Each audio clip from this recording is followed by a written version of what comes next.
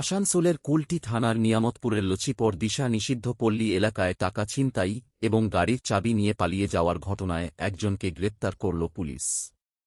অভিযোগ দায়ের হওয়ার পরে তদন্তে নেমে নিয়ামতপুর ফাঁড়ির পুলিশ বাবর খানকে শনিবার গ্রেপ্তার করে। রবিবার সকালে ধৃতকে আসানসোল আদালতে পেশ করা হয়েছে।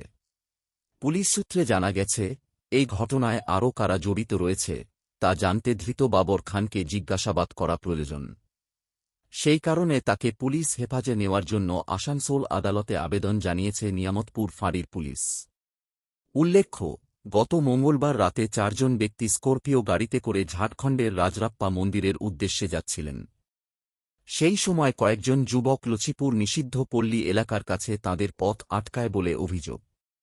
এরপর তাঁদেরকে নিষিদ্ধ পল্লী এলাকায় নিয়ে গিয়ে 10,000 টাকা নগদ এবং অনলাইনে আরও 20,000 টাকা আদায় করা হয় বলে অভিযোগ ওঠে।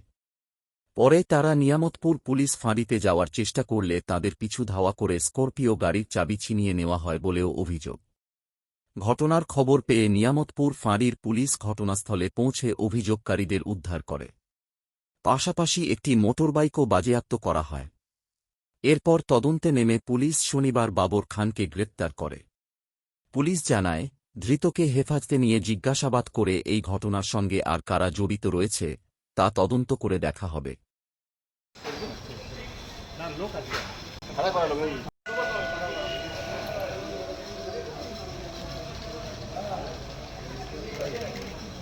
আমি করছি না, ওখানে একটু স্টপ করো।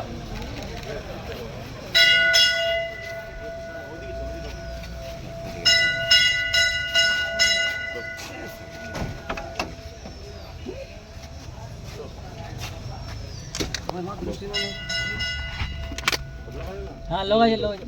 और कौन कौन है आपका साथ में? और कोई नहीं हम लोग। हाँ, नहीं हम लोग कितना आदमी मिलकर काम करते हैं? जोर से बोलिए। हम अकेले काम करते थे। मतलब अकेले करते थे? नहीं नहीं तो चिंता चोरी का नहीं करते। जनमन दुकानदार है, जनमन बिल मांग रहे थे। कौन है? जनमन बिल मांग रहे थे, जनमन बिल।